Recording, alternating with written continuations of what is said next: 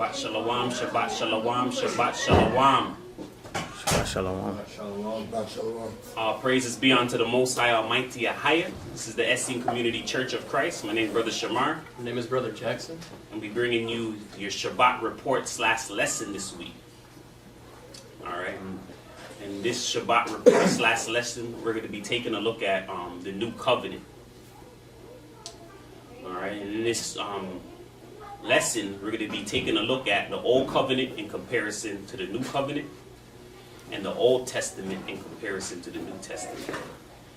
And we're going to take an extensive look at the details and at the history and seeing if any changes happen in coming into the New Covenant and what exactly those were, if any at all. All right, and exactly the reason why a New Covenant came in. After this look into the Old and the New Covenants, we'll have a clear and better understanding of exactly what is the New Covenant and how we can move forward in it from this present time. All right, so with that being said, we're going to go right into it, all right? And this is an extensive lesson on the New Covenant. All right, so we're going to start at Isaiah 53:1. This is the book of Isaiah, chapter 53, verse 1. Who hath believed our report, and to whom is the arm of the Most High revealed? All right, so who is going to believe the report that we're going to put out? All right, and it says, to whom is the arm of the Most High revealed? Going back to how the Most High operates, we know that he chooses a chosen person who reaches a certain state of purity. That person is chosen, and the Most High sends the word onto that person. The word of the Most High, which is Christ, reveals onto that person what was revealed onto Christ, and that person is sent out to declare, thus saith the Most High.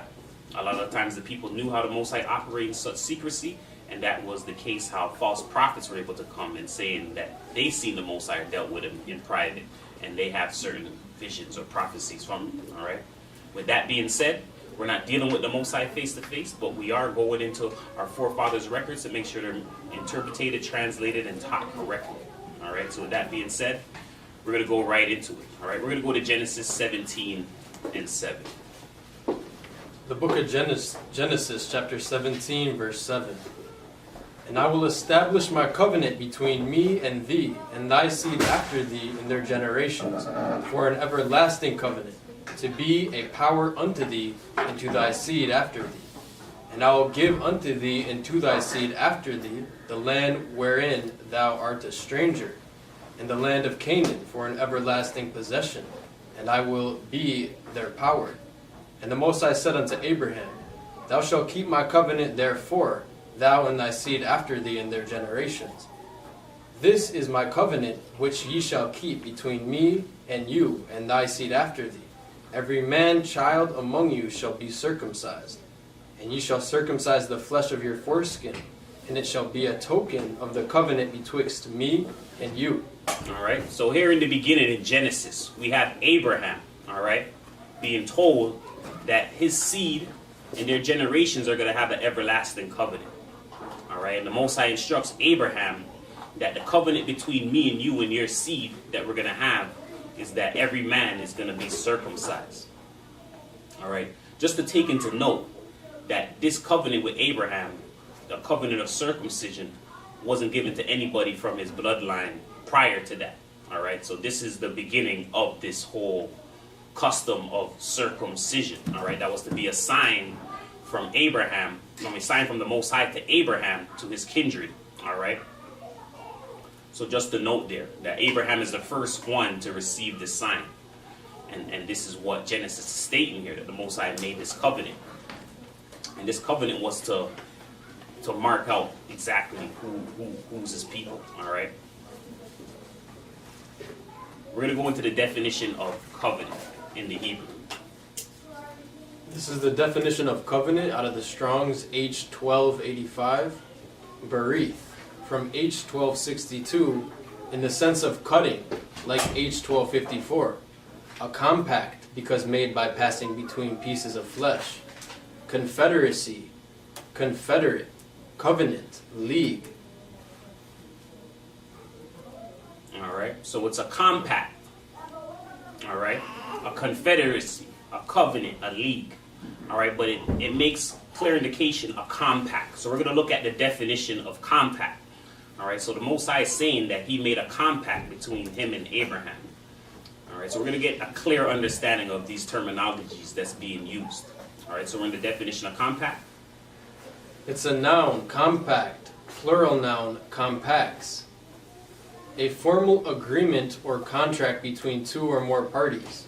Synonyms: treaty, pact, accord, agreement, contract, alliance, bargain, deal, settlement, covenant, indenture, concordant, protocol, intent, more, arrangement, understanding, pledge, promise, bond, rear engagement. They signed a compact between the United States. Verb, compact. Third person present, compacts.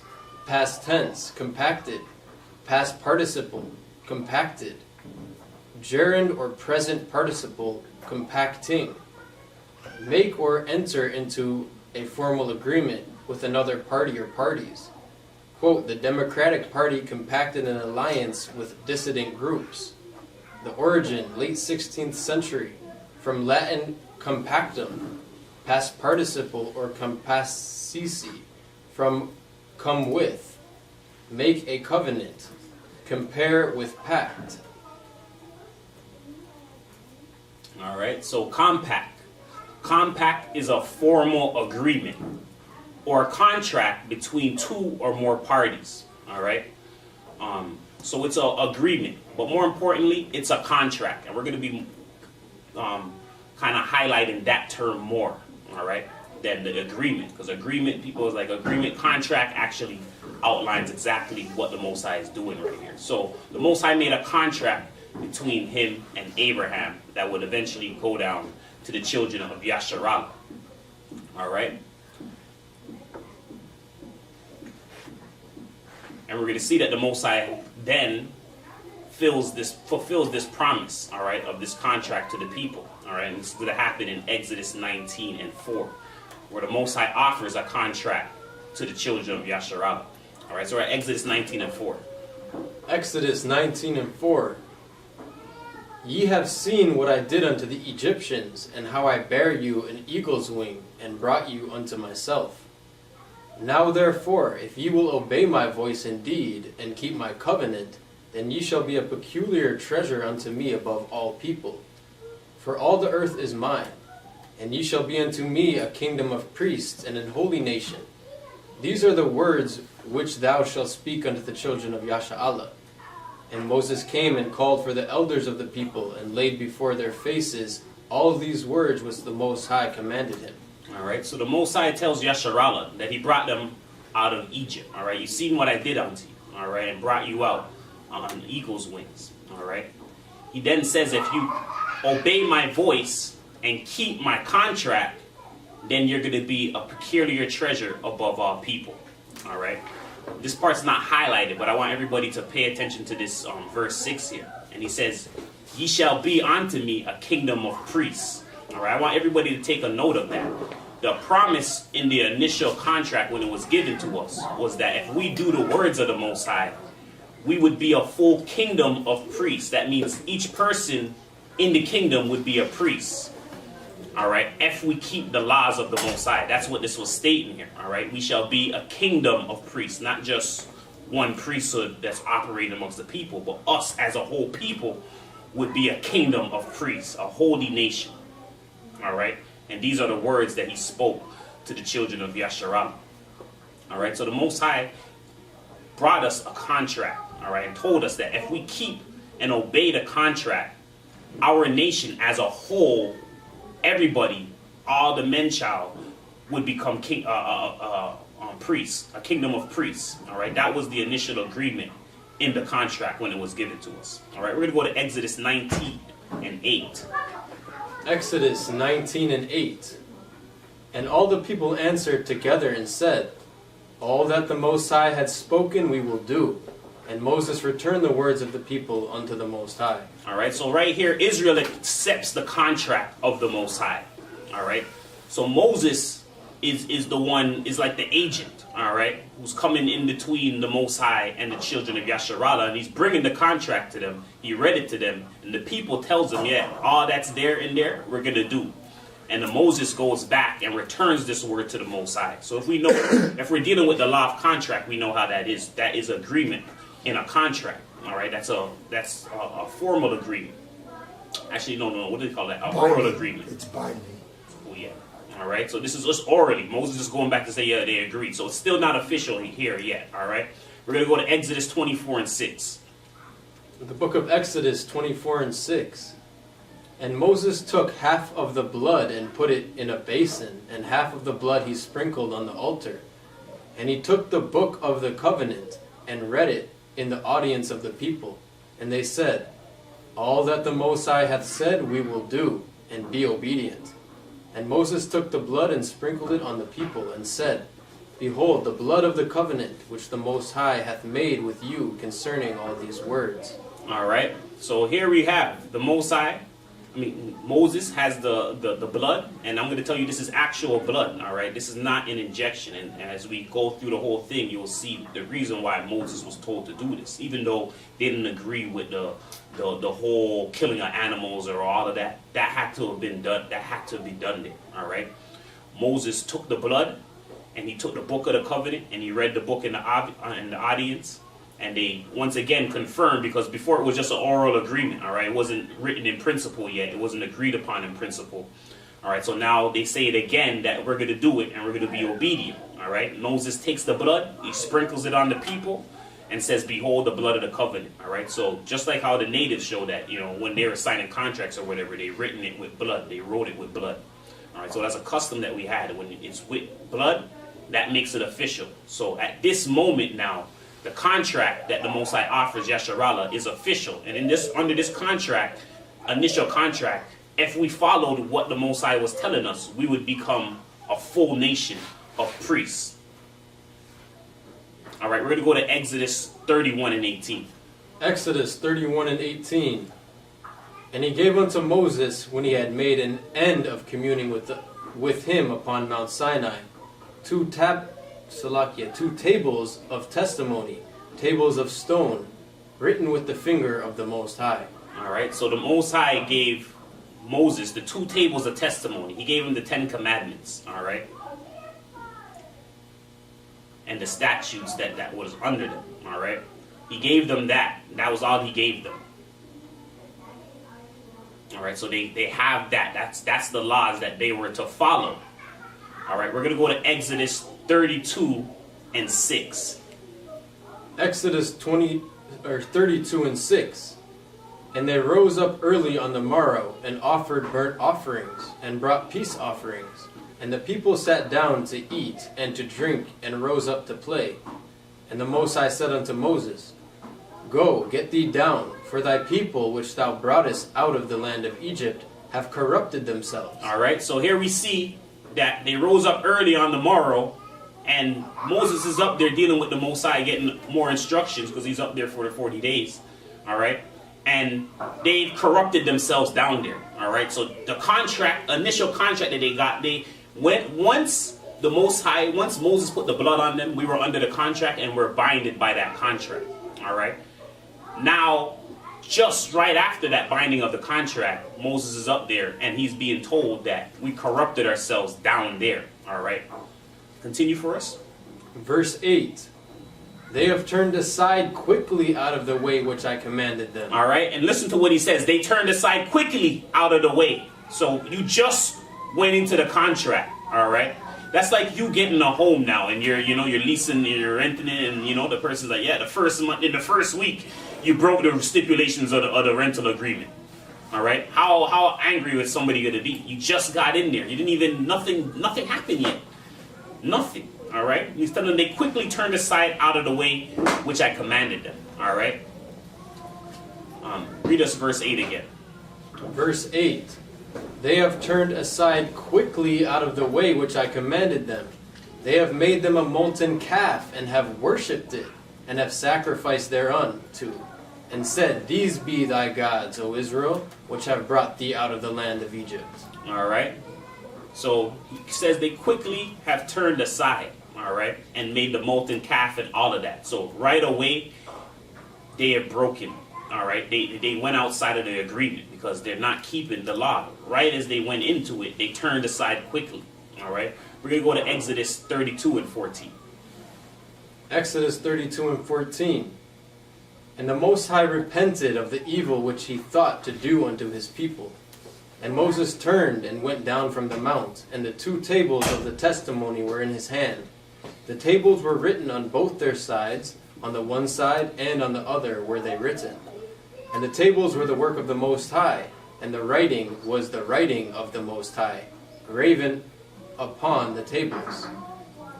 All right, so Moses turned down and went down from the mount with the 2 tables, all right, which were in his hand, all right. The tables written on both of the sides, all right. And the table was the work of the Most High. And this was the original contract that that Moses had in his hand, all right, that the Most High written down there, the 10 Commandments, and he wrote additional instructions on the backs, all right. So we're going to go to Exodus 32 and 19. Exodus 32 and 19. And it came to pass, as soon as he came nigh unto the camp, that he saw the calf and the dancing. And Moses' anger waxed hot, and he cast the tables out of his hands, and brake them beneath the mount. And he took the calf which they had made, and burnt it in the fire, and ground it to powder, and strewed it upon the water, and made the children of Yasha'Allah drink of it. All right, so Moses' anger waxed hot, all right, and he cast the tables out of his hands, and he broke it, all right. A lot of people go to there and they look at that, but, you know, as Hebrew Israelites, we never really paid attention to what's happening here, all right, when it comes to the law of contract, all right. So Moses knows he handed out a contract. He's like the agent, the one that's dealing with the mediation with the contract. He knows he gave them to him. They were binded by it when he put the blood on, and quickly they broke it, all right. So them breaking the contract now, Moses breaking the commandments and breaking the tablets, that's Moses breaking the contract, because the contract is broken by Yasharallah. As quickly as they went into the contract with the Most High, they broke it. They didn't even get to observe anything of the initial contract covenant that the Most High gave them. All right, and this is a key part to understand, that the initial contract we were under with the Most High, with the commands that we were given, was broken right away. All right, we did not, as a people, get to flourish in them. All right, it was broken right here. And this, under the law of contract, this is called a breach of contract. So we're going to go into the definition of a breach of contract and what exactly that is. Breach of contract. Under the law, a violation of contract is called a breach. And it means that one of the parties did something they should not have done, or failed to do something they were required to do, under the terms of the agreement. A breach of contract or agreement can be grounds for a civil lawsuit, regardless of whether the contract was oral or written. All right, so it shows you a breach of contract means one of the parties did something they weren't supposed to do or failed to do, which we seen that with Yasharallah, they made the calf right away and breached the contract. All right, continue for us, and that's with the that's regardless if the contract's oral or written. The Most High didn't even just take it orally. He took it and they wrote it down and signed it with the blood. All right. So he did both of them. So there's no excuse, because you know how when you're dealing with contracts, some people's like, hey, well, I didn't, in this world we have some people that say, I just said it to you. I didn't write it down. But when you do both of them now, what can you say? All right. So both was done. All right. Continue for us. Breach of contract is a legal cause of action in a type of civil wrong, in which a binding agreement or bargain for exchange is not honored by one or more of the parties to the contract by non-performance or interference with the other party's performance. Breach occurs when a party to a contract fails to fulfill its obligations as described in the contract, or communicates an intent to fail the obligation of otherwise appears not to be able to perform its obligation under the contract. Where there is a breach of contract, the resulting damages will have to be paid by the party breaching the contract to the aggrieved party. All right, so when you breach the contract, you have to pay back now. All right. right? There's consequences for that. All right. We're going to go to ways of breaching a contract. All right. Ways of breaching a contract. A breach of contract may take place when a party to the contract fails to perform the obligations under the contract in whole or in part, behaves in a manner which shows an intention not to perform their obligation under contract in the future, or contract becomes impossible to perform as a result of the defaulting party's own act. These classifications only describe how a contract can be breached, not how serious the breach is. The first type above is an actual breach of contract. The second two types are technically known as renunciatory breaches, in the sense that the defaulting party renunciates the contract in advance of the time they are required to perform their obligations. Renunciatory breach is more commonly known as anticipatory breach. All right. So we're not dealing with that breach, but it's good to know about that. All right. But the breach of contract takes place when the party to the contract fails to perform their obligation. All right. So the children of Yasharallah breached the contract. In breach of contract, when you breach a contract, the person is now able to if they're in the fine print, once you breach now, there's penalties to be paid. There's this extra cost. All these things now could be given. All right. Penalties come when you breach a contract. All right. So we're going to see how the Most High penalizes Yasharallah in their breach of contract, because now that they breached the contract, the Most High has all rights now to render penalty that's in the fine print. All right. If we go back to the fine print, the Most High said what? If you do this, you're going to be a kingdom of priests. If not, it's going to be the other way. All right. So we're going to see how the Most High reconstructs the contract under this breach that Yasharallah did right away, might I add. All right. So we're at Ezekiel 20 and 22. Ezekiel 20 and 22. Nevertheless, I withdrew my hand and wrought for my name's sake, that it should not be polluted in the sight of the heathen, in whose sight I brought them forth. I lifted up mine hand unto them also in the wilderness, that I would scatter them among the heathen, and disperse them through the countries.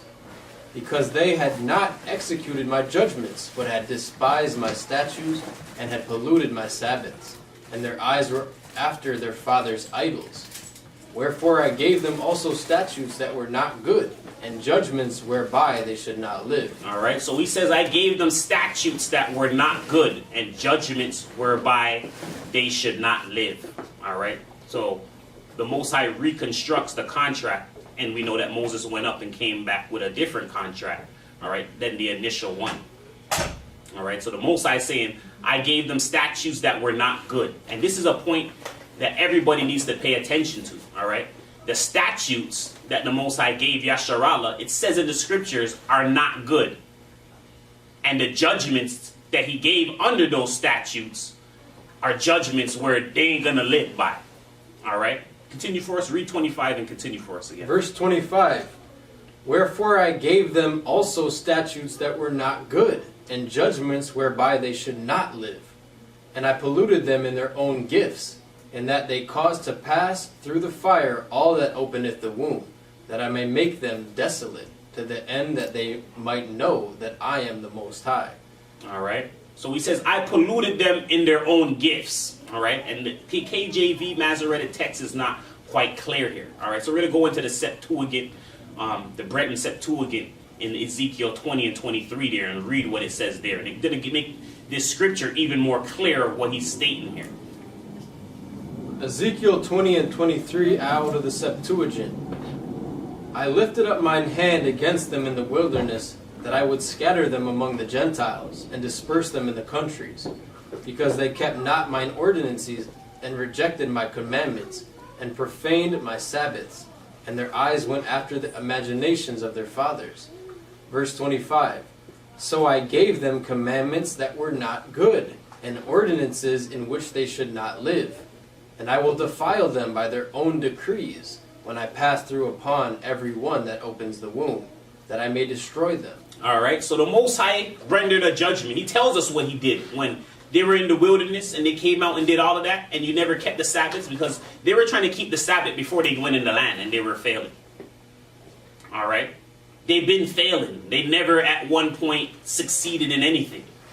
All right? So the Most High says, when he gave them the initial contract, now they broke it, and Moses broke it and had to go back and get a next one, he gave them commandments that were not good. Ordinances that they should not live. That means all the customs that came under the Old Testament, he's declaring are not good. And he said, by your own laws, by your own decrees, I'm going to defile you. So by the own laws that I give you, these are going to defile you. All right, this is something us as a nation have to understand when it comes to regard to the Old Testament. All right. We're going to go to Jeremiah 31:1. All right. We're going to see what he says about the new contract that was promised to come eventually. Jeremiah 31:1, the new covenant. Behold, the days come, saith the Most High, that I will make a new covenant with the house of Yasha'Allah and with the house of Judah, not according to the covenant that I made with their fathers in the day that I took them by the hand to bring them out of the land of Egypt, which my covenant they break, although I was an husband unto them, saith the Most High.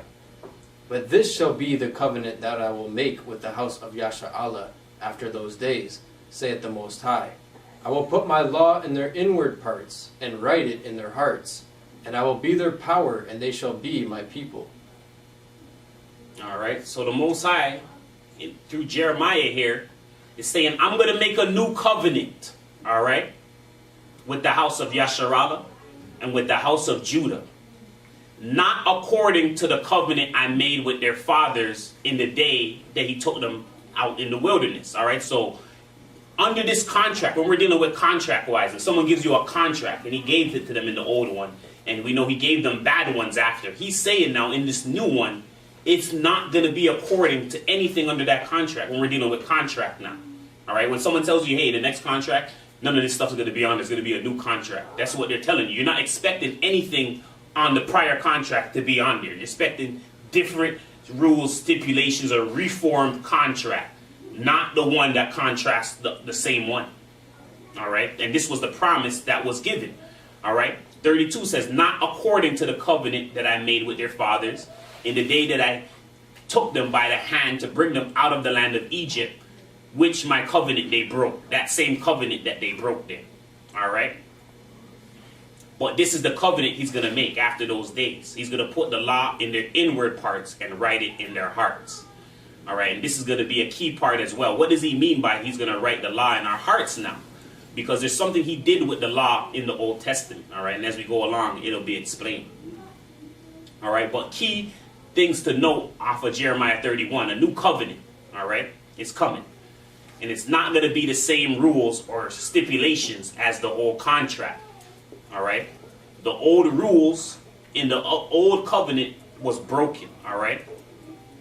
They broke the rules and agreements, all right?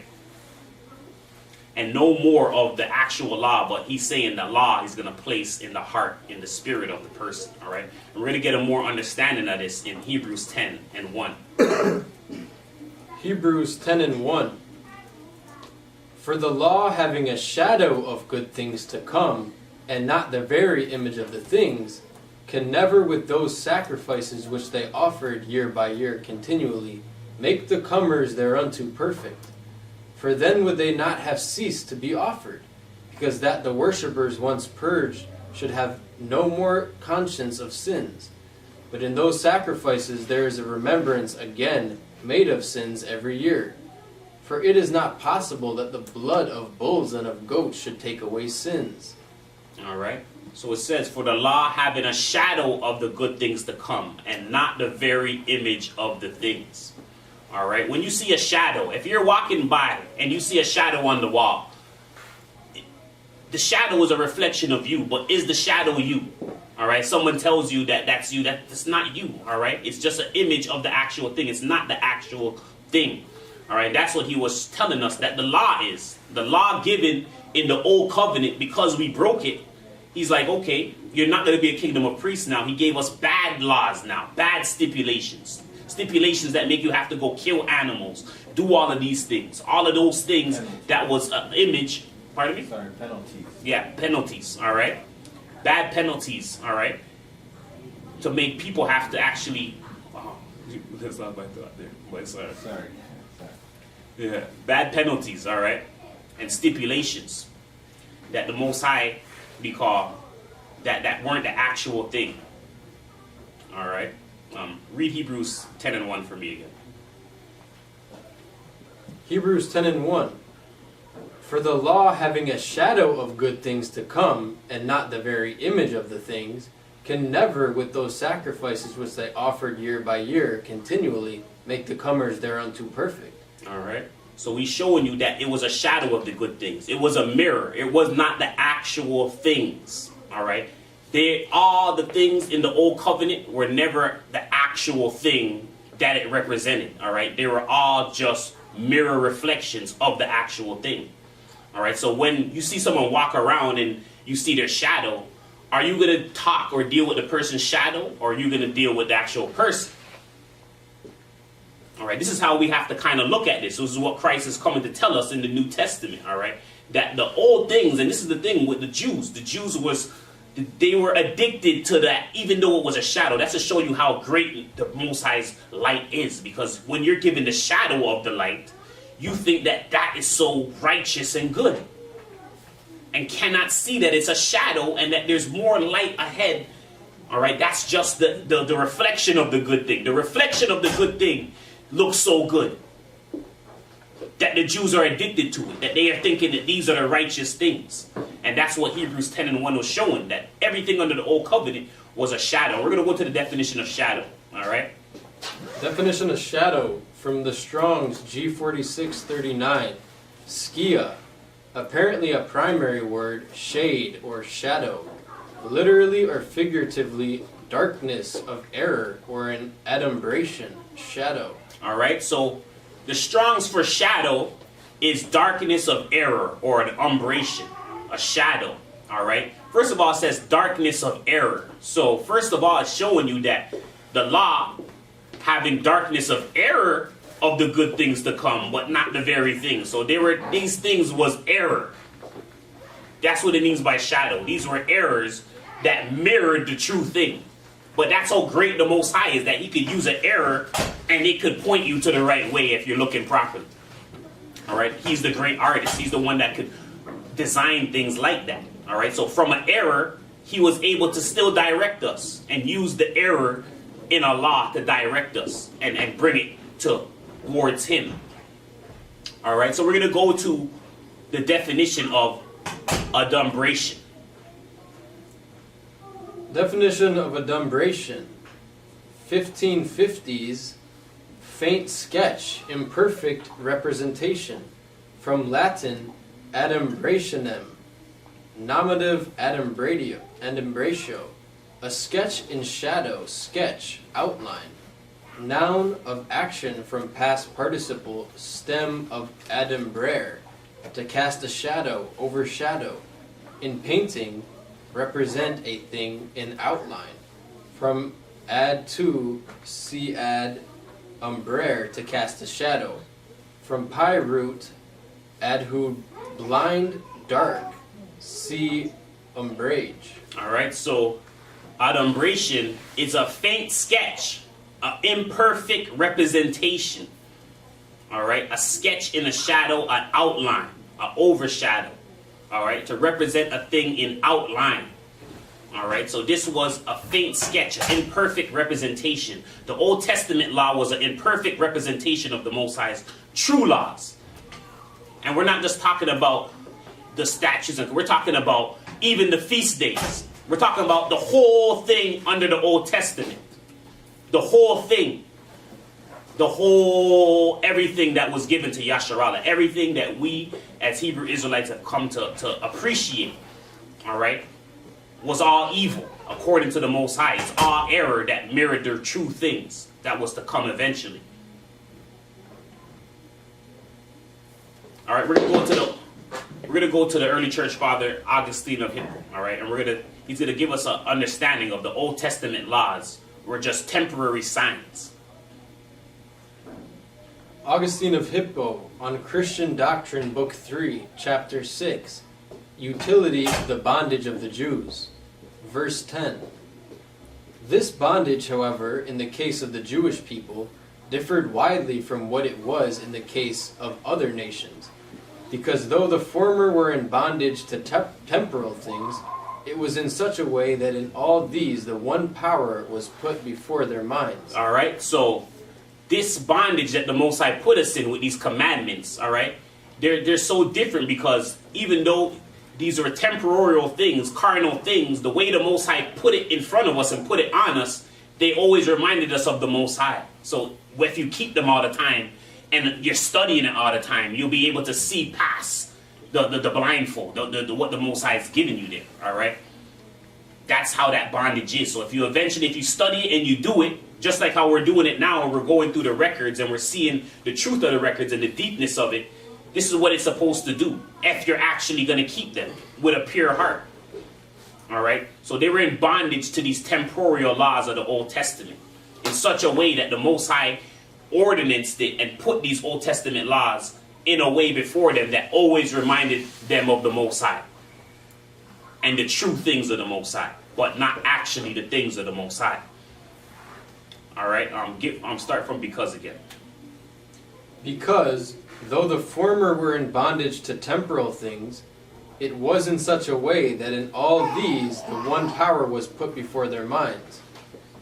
And although they paid attention to the signs of spiritual realities in place of the realities themselves, not knowing to what the signs referred, still they had this conviction rooted in their minds that in subjecting themselves to such a bondage, they were doing the pleasure of the one invisible power of all. All right, so even though they were dealing with these spiritual realities in the form of temporal things, all right, this conviction was rooted in their mind, and then doing this, they were subjecting themselves to the bondage that the Most High put them in, and the Most High would be happy with that because at least they're doing it to the Most High instead of these idols and all of that. At least you're in bondage keeping these false laws that represent the Most High, then you outside doing whatever you want to do.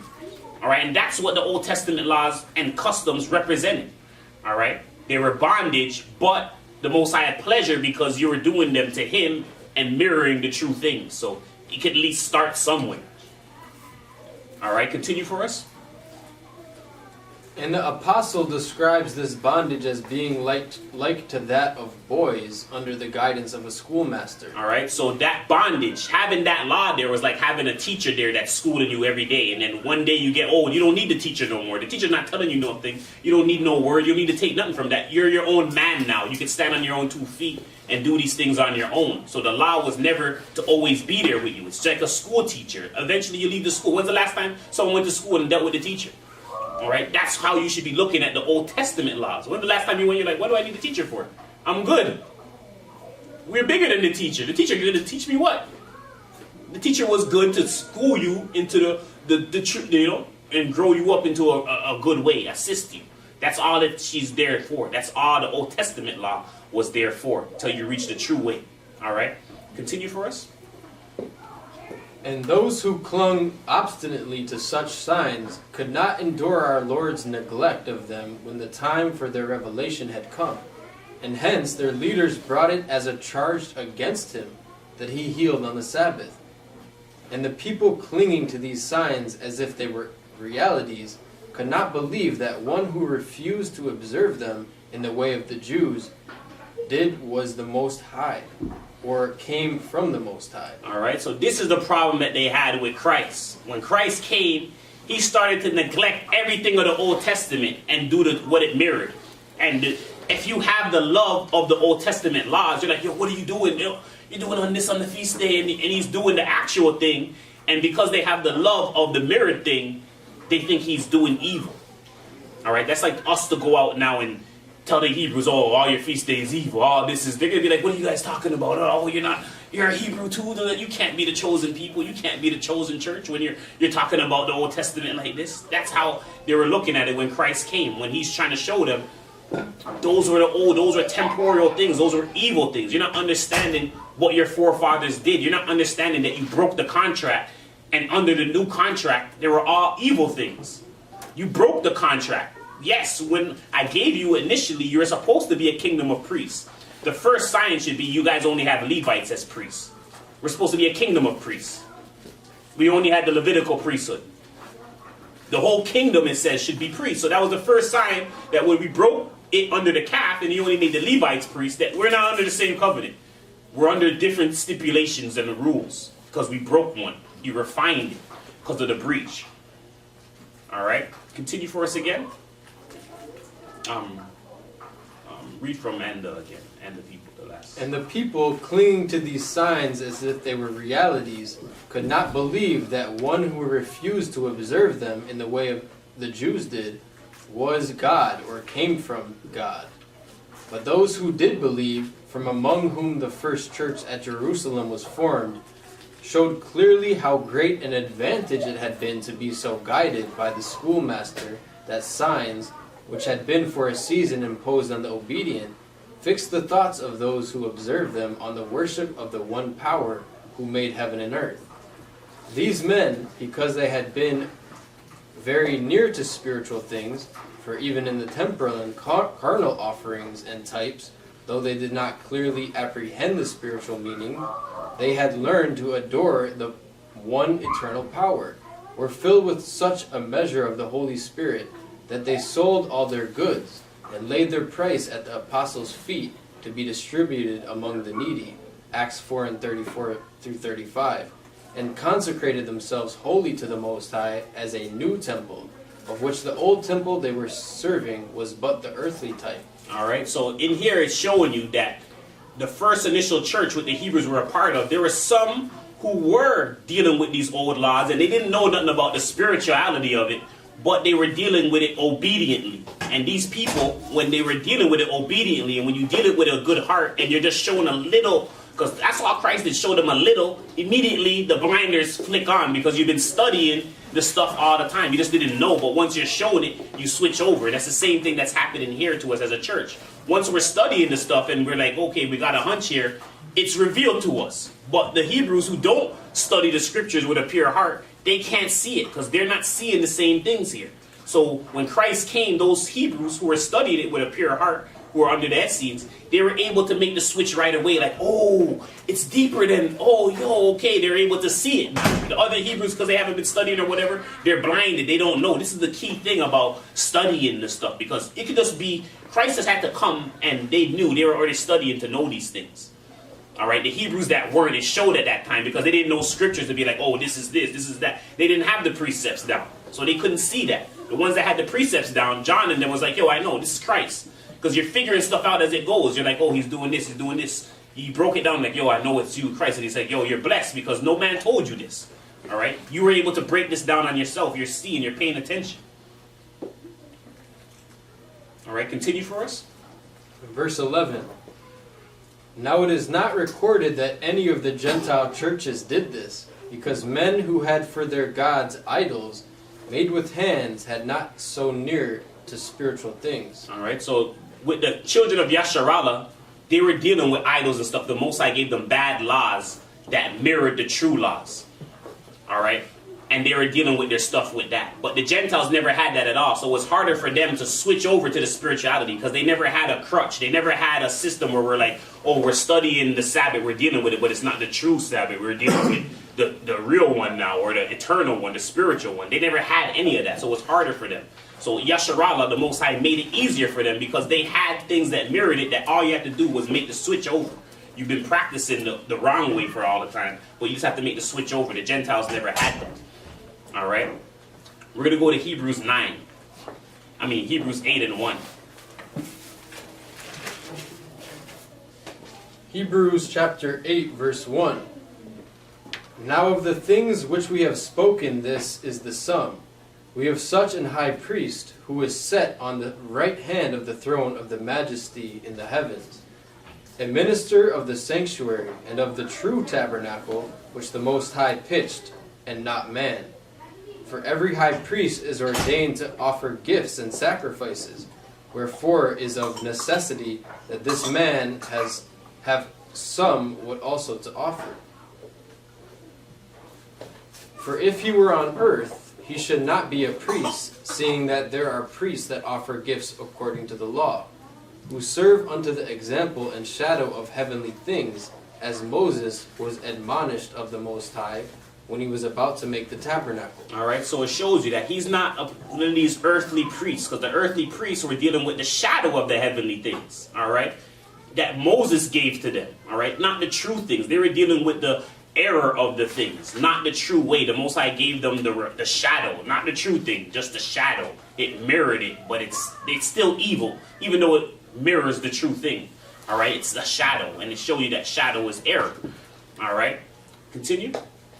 For see, saith he, that thou make all things according to the pattern showed to thee in the mount. But now hath he obtained a more excellent ministry, by how much also he is the mediator of a better covenant. All right, so he's the mediator of a better covenant. Moses was mediating this bad covenant, this bad contract with Yasharallah. And Yasharallah is known for dealing with bad contracts and not knowing they're in a bad contract. Just look at the music business. Look at the NBA. Look at the NFL. We're constantly going into contract and not knowing what the contract's about. This is why they have agents. They have agents. They need agents, all that. Moses is dealing with. And Moses is on the Most High side. So the whole time, they blindside Yasharallah. Because you had an agent that's not telling you the whole truth. The agent was dealing with the Most High. Moses is dealing with the Most High. So when he came and gave them a different contract, your agent is not in their best interest. The agent was in the best interest of the Most High. So that's how they got slipped a different contract. And you didn't pre-read the contract to be like, yo, this contract is different. It's, you know, you didn't know the whole time. The whole time the Most High's playing you like a fool. Like, all right, you know what? I'm going to get the Levites. Yeah, the Levites. Like, you just didn't remember. He said, I'm going to make you a kingdom of priests. And now you're happy that Levites are there. So the whole time they're playing this game on them. Yasharallah doesn't understand contractual agreements. Even to this day. And then they'll tell you, come in the contract. Yo, come be a rapper. Come. You know, everyone wants to be that now, right? And they always tell you the contract, oh, I make pennies on the dollars. But somehow they're still hyping it up like it's a good thing. This is what Yasharallah is doing even with the truth. Come be a Hebrew. Come to the contract, the bad contract. Come in there. Now you in the game and you going down now. You thought it was all pretty, the orange, the gear, all of that, the fringes. This is what they do. This is what Christ is talking about. All right, they do not understand these things. It's in our ways. It's in our spirit. People are still dealing with us with contract. When the enemy's coming out, they deal with us. Contract. Oh, here, look at this. All right. Yasharallah's fool. Done. Contract forever. And it's a binding contract. It's always long, too. It's always long. You're never coming out of that.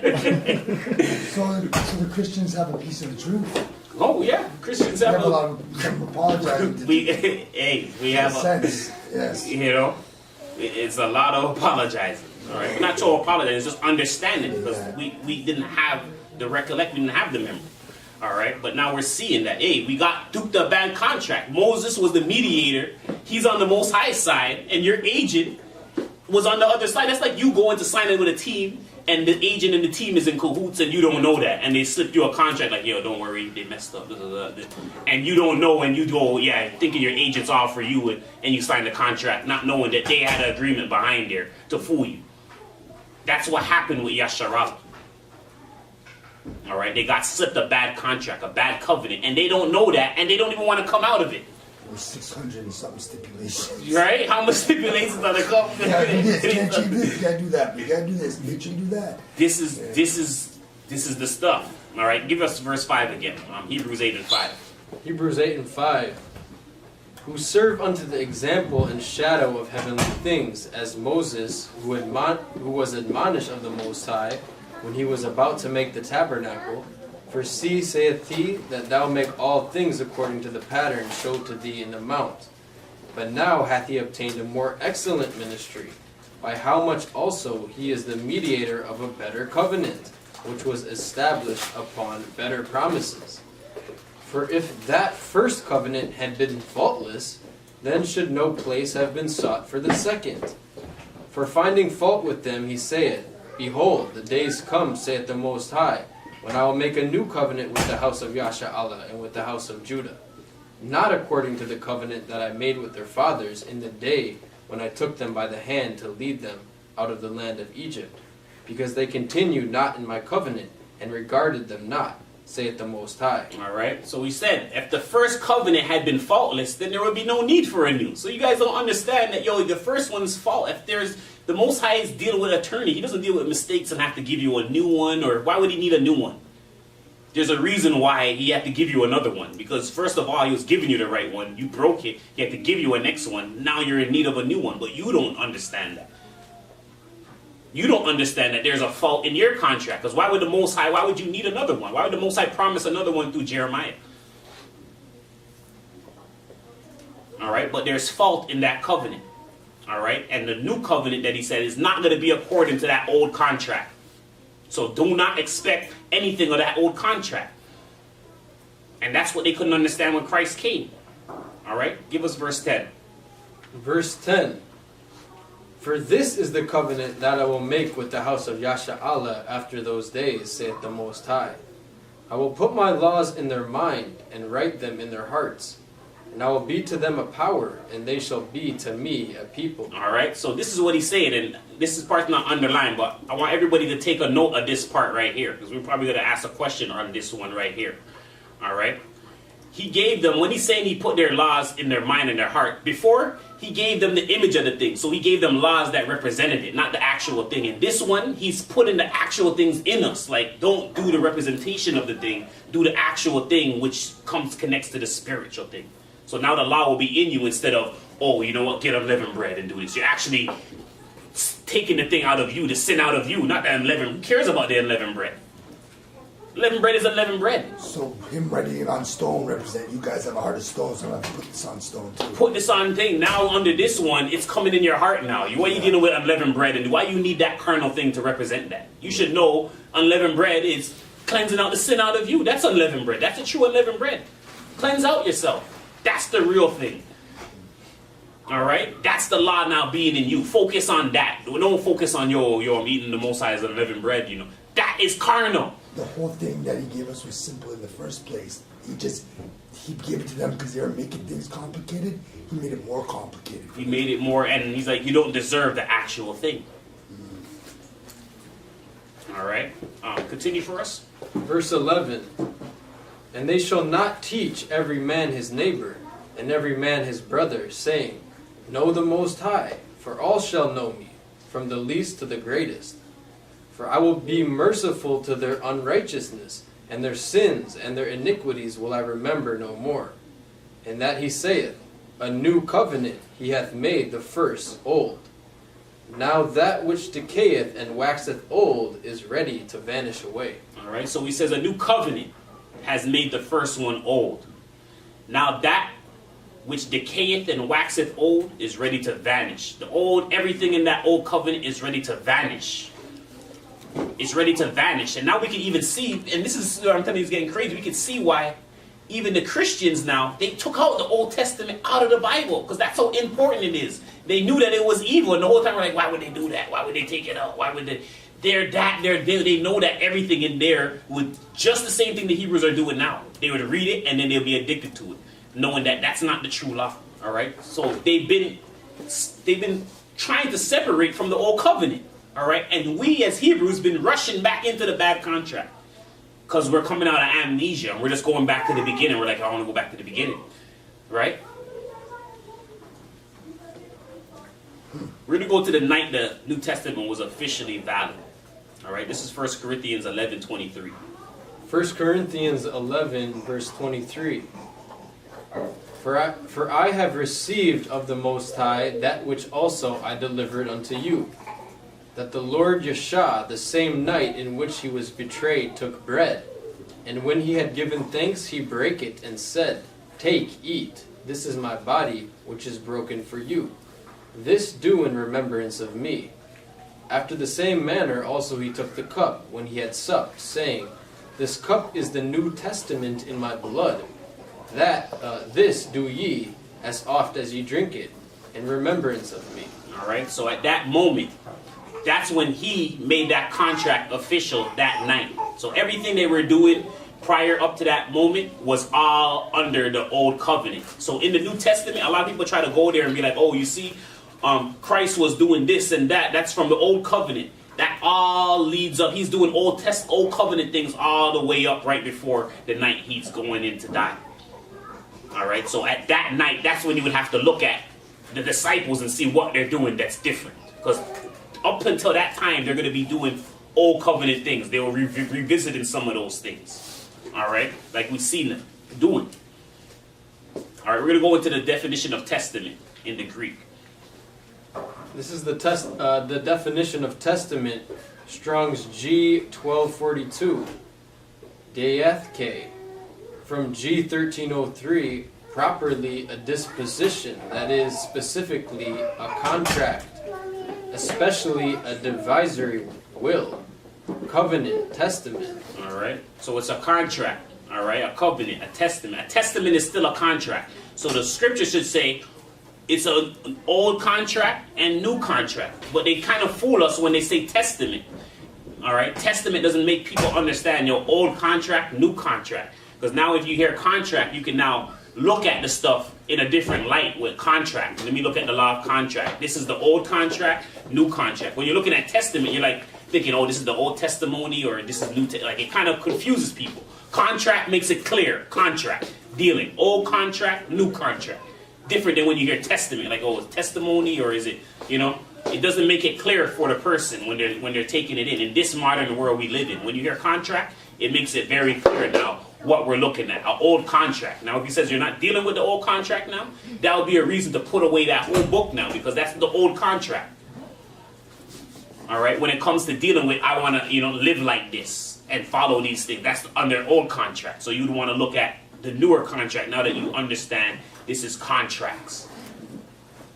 All right, the definition of contract. The definition of contract, it's a noun, plural noun, contracts.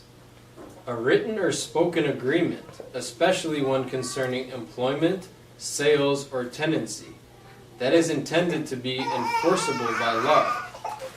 Quote, both parties must sign employment contracts.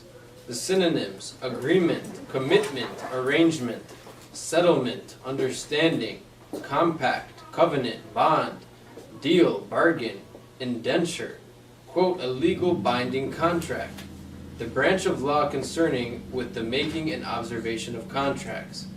Middle English via Old French from Latin, contractus, from contract, drawn together, tightened, from the verb contrahere, from con, together, to hair, draw.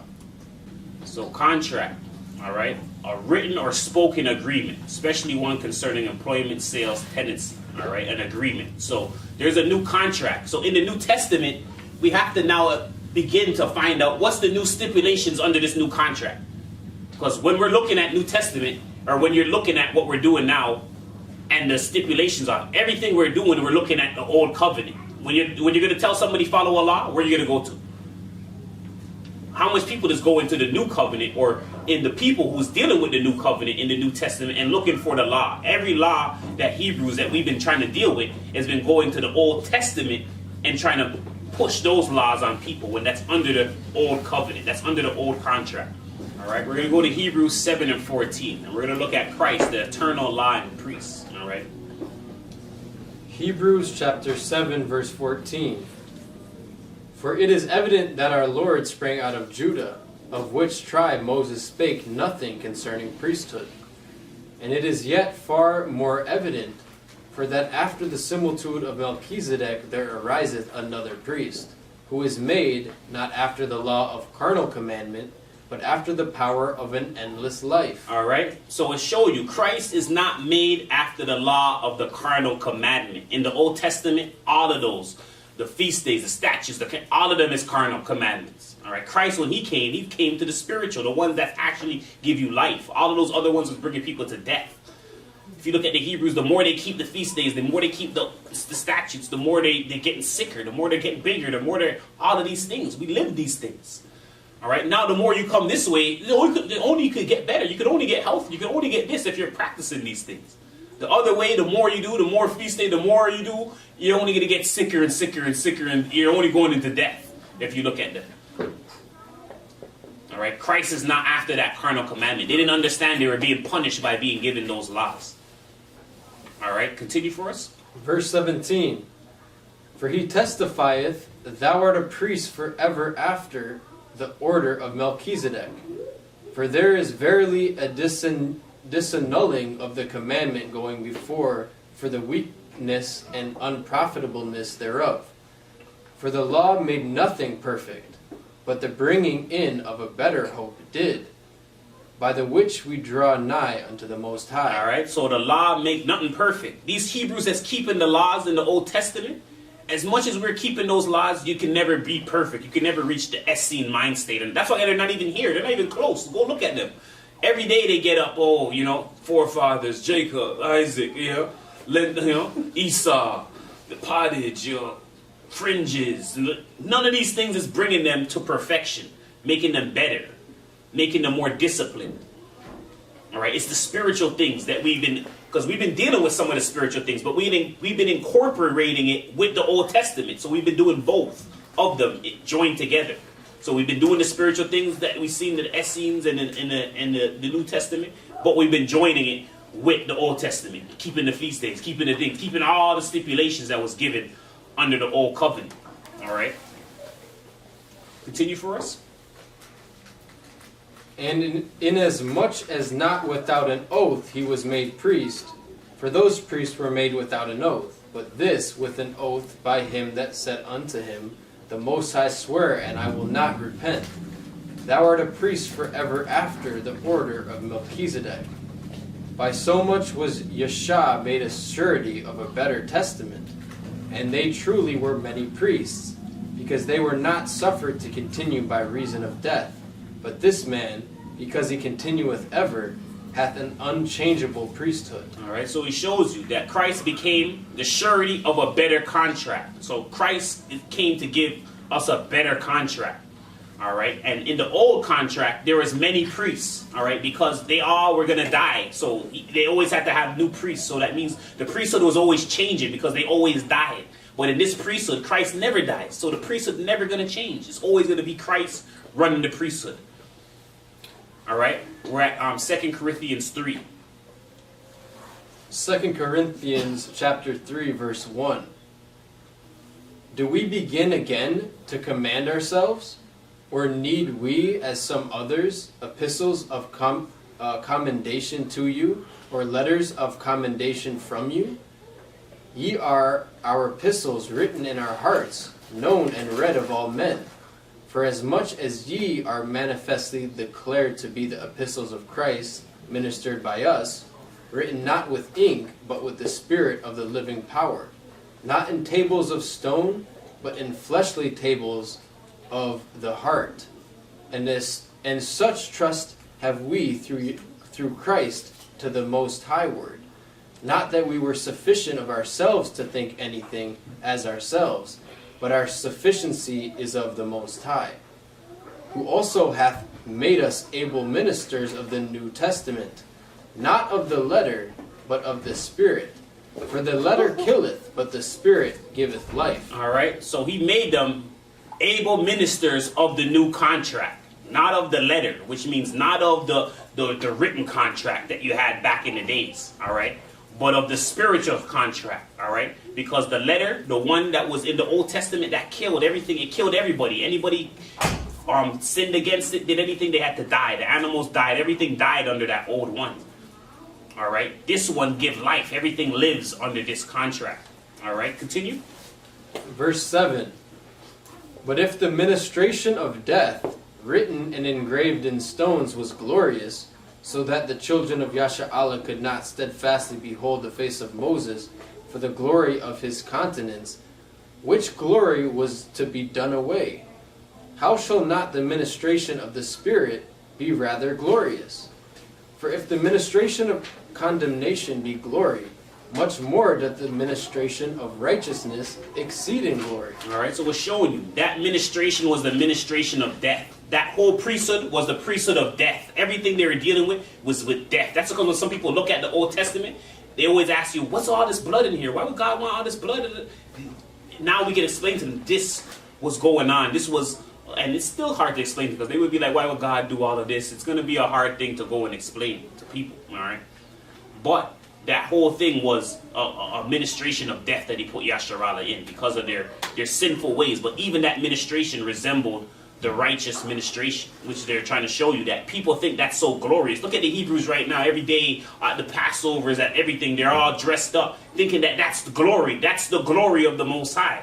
When that was the shadow of the things. That's not even the glorious things. All right? We're now moving forward to the actual glory of the things. All right? And in the ministration of righteousness, which is in the new covenant. All right? And that's what we're going to be dealing with this year. Continue. Verse 10. Salakia. For even that which was made glorious had no glory in this respect, by reason of the glory that excelled. For if that which is done away with was glorious, much more that which remaineth is glorious. Seeing then that we have such hope, we use great plainness of speech, and not as Moses, which put a veil over his face, that the children of Yasha'Allah could not steadfastly look to the end of that which is abolished. All right, so Moses, when he came from the mount, his face was shining, all right, and they represent that as the law. And Moses had to veil his face, all right, so that was the law, the light of the law. It was a representation of him veiling that law. And when he veiled that, the children of Yasharallah couldn't understand these carnal laws, all right, and that's why Moses was veiling his face, so they couldn't see the light, and that was a representation of them not being able to bear the light of the law. All right. Give us verse 14. But their minds were blinded, for until this day remaineth the same veil untaken away in the reading of the Old Testament, which veil is done away in Christ. All right, so their minds were blinded. And it says, until this day, the same veil remains on the children of Yasharallah when they read the Old Testament. They don't understand what the Old Testament meant. They don't understand that all of these things was bad, was evil, was not good. All of them is thinking it's something glorious, something beautiful to remember. And, because us all coming from slaves, and we've seen that at the first time, it hits a part right there. But when we actually go into the history of our people, from the beginning, our whole culture, even the Hebrew culture, is slave culture, given to us by the Most High. We have slave culture now, given to us by the oppression, but that culture that the Most High gave to us was bondage culture. But it was a good bondage culture because it's coming from the Most High. But it's still bondage culture. We should not be wanting to deal with none of it. Just like how we're telling other people, oh, don't deal with the hog mog, the chitlets and all of that. It's the same way you should be looking at the Old Testament stuff. You should be looking at it that same way. That was the bondage stuff. That was when you're in bondage you were dealing. Yeah, it was sweet when you're in bondage. You know better now. You're dealing with alkaline. You're dealing with quinoa. You're dealing with all of these other things. Chickpeas, all of that. You're not dealing with the old little pieces of meat that nobody wanted. That's how you're to look at the Old Testament. All right? And show you in verse 14 that every time the children of Yasharallah read the Old Testament, that veil of not understanding what happened there is there. And they could only take away when dealing with Christ. All right? So give us verse 14 again. But their minds were blinded, for until this day remaineth the same veil untaken away in the reading of the Old Testament, which veil is done away in Christ. But even unto this day when Moses is read, the veil is upon their heart. All right, so even unto this day when Moses is read, the veil is upon their heart. Go on to Instagram. Go on to online. See, every time they read it, oh, you see, the Most High? Yeah, Moses, he was dealing with us. Yeah, this is how they read the stuff. The Most High is telling you the same veil is there. All of that on the Instagram. Yeah, the Most High, yeah, the fringes. They don't understand none of those things what was given to them. That they were of evil things. What really took place. What really was happening in that old contract. And even though they know about the New Testament and the new contract, the old one is so sweet that they sneak in all of the stuff of the old contract. All the feast days, everything comes into the new contract. And we act like we're dealing with the new contract. But we're not. Because according to Jeremiah 31, none of it's going to be the same as the old one. So basically when they're giving the chitlins, they're like, oh, this is great. We got pig intestine right now. But, and now they don't realize even with the fringes, it's like, they think it's sweet, but it's like, why? You have to put fringes on your thing. Like now they have to put, it was actually burdensome. It is burden because now every clothes you have to go get fringe, you have to go, you have to spend the money, you have to do all of that just to remember the law. Well, if you just have it in your heart, you don't need that. But that's what the Most High was, how he was dealing with them. Joel 2:13, rend your hurt, not your garments. Right? Change. That's the true representation of the thing. But they're so carnal on the, oh, you see my fringe gang, and then the fringe is blue. They don't even know about purple. You see what I'm saying? This is how it shows you they don't know. They're not really dealing with the law. All right. Were we finished there? Or 16? I'll give us 16. Nevertheless, when it shall turn to the Lord, the veil shall be taken away. All right. So when we turn to the Most High, the veil shall be taken. We've been heading towards the Most High for how long? Now he's showing us, hey, the stuff that you love, hey, they're out the window. You don't even need to deal with that no more. Okay? But you have to continue this way. Then you have to keep pressing. And then eventually, he's like, boom, you're getting this truth now. Damn, the whole thing was nothing to begin with. All right, continue for us. Now the Most High is that Spirit, and where the Spirit of the Most High is, there is liberty. But we all, with open face, beholding as in a glass the glory of the Most High, are changed into the same image from glory to glory, even as by the Spirit of the Most High. All right. So with this contract, going back to the beginning, this contract was first given to Abraham.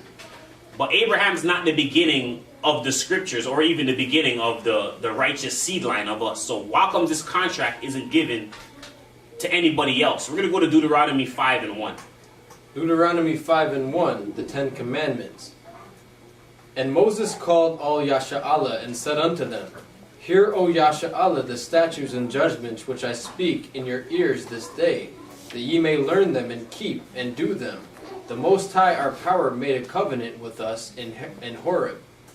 The Most High made not this covenant with our fathers, but with us, even us, who are all of us here alive this day. All right, so Moses tells them, yo, this contract, and this is key things that Moses is telling them, but because you don't understand contractual agreement, you don't understand this bad contract, your forefathers before you never dealt with. Enoch never dealt with it. Enoch didn't have to keep the Sabbath, didn't have to do none of those things that the Hebrews did. Fringes, none of that even existed in their times. Going all the way down until you reach Abraham. Abraham never even dealt with that. He just got the circumcision. It's Yasharallah that got your fringe, this, that, all of that. None of the forefathers before them had to deal with none of those things. Not one. Not one forefather. Not Noah, not nobody, not Shem, nobody. 1 John 5:3. 1 John 5:3. And then get the Strongs on the word grievous.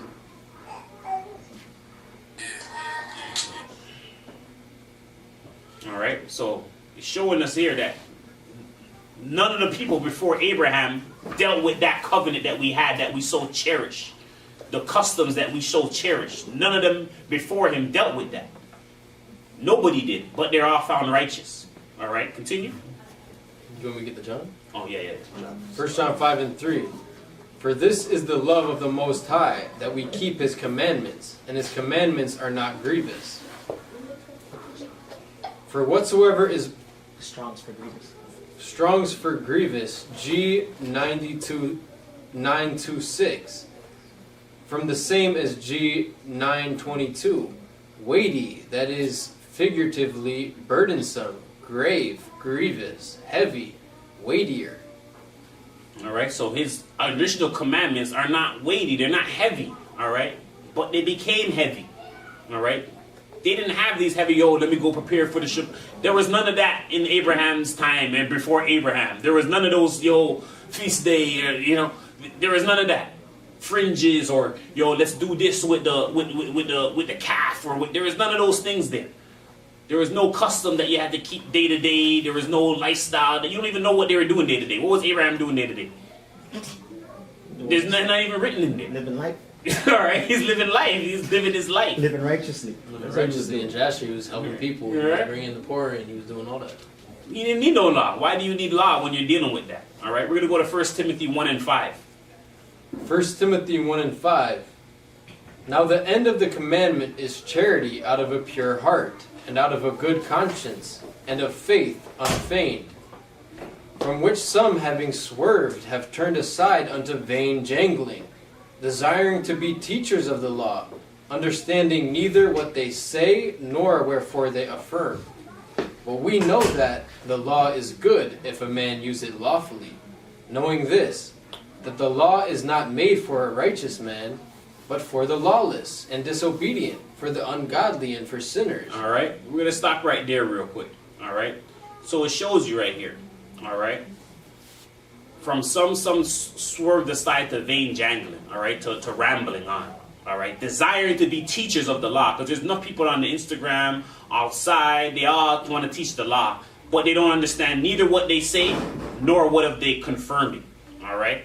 But we know that the law is good, so we know that, okay, the Old Testament law can be good, all right? Yes, it can be. It's not, in its nature, it's not good, but it can be good if used lawfully. So if we use it and be like, yo, this represents the thing that the Most High is talking about, and we do it in righteousness, then that could be good. It could be used good, because eventually it will point you to the right way. Eventually you'll see the deeper thing in it, if you use it that way. If it doesn't bring you to this deep thing, the law is no good, because in its whole entirety, it's evil. It's only good if it points you to the right way. All right, give us verse 8 again. But we know that the law is good if a man use it lawfully, knowing this, that the law is not made for a righteous man, but for the lawless and disobedient, for the ungodly and for sinners, for unholy and profane, for murderers of fathers and murderers of mothers, for manslayers, for whoremongers, for them that defile themselves with mankind, for manslayers, for liars, for perjured persons, and if there be any other thing that is contrary to sound doctrine, according to the glorious gospel of the blessed power, which was committed to my trust. All right, so the law was not made for righteous man. That's what comes our forefathers before Yasharallah never dealt with it. When did you hear Abraham having to be talked to like, Abraham, you went off? When did you hear Enoch, yo, Enoch is not behaving? Enoch, please, do the thing again. Enoch, I have to come and talk to you again, Enoch? When was that happening to the forefathers before Yasharallah? Yasharallah, from they came on the scene, they would never listen. None of the forefathers before them was dealing with like that. They all listened. Not one problem you heard of them. We go to Joseph, we go to anybody before them. They're all dealing with the Most High. You didn't have to continuously go and correct them. Every second, Yasharallah, correction, correction, correction. Please don't do this, please. They have to offer up incense. All of these things that Abraham them didn't need to do that, because they followed the Most High from the beginning. They didn't need laws and customs. Laws and customs are not a good thing. They came in because we're evil. And we needed to know how to operate. So when you have a child that doesn't operate, doesn't know that if I leave them at home, do your homework at that time, now you have to write it down. Do your homework at that time. Do this at that. Wash the dishes at 9 o'clock. You can wash the dishes anytime, but because you're unruly, someone has to tell you when you have to do them now. They can't trust you to do it on your own. I have to tell you when to, how to. That's the only thing the law was there for. When you don't need that, then you can operate and do whatever you want. You don't need to come to Shabbat. You don't need to wear fringes, because you're outside doing what you're supposed to do. When you're unruly, 9 o'clock bedtime. 8 o'clock, you're going to do this and that. 8:30, I'm going to make sure you do this and that. You could have all the day to assemble it your way and do it how you want. But because you're evil and you're not operating right, your parent has to now go and tell you the times you're going to do these things.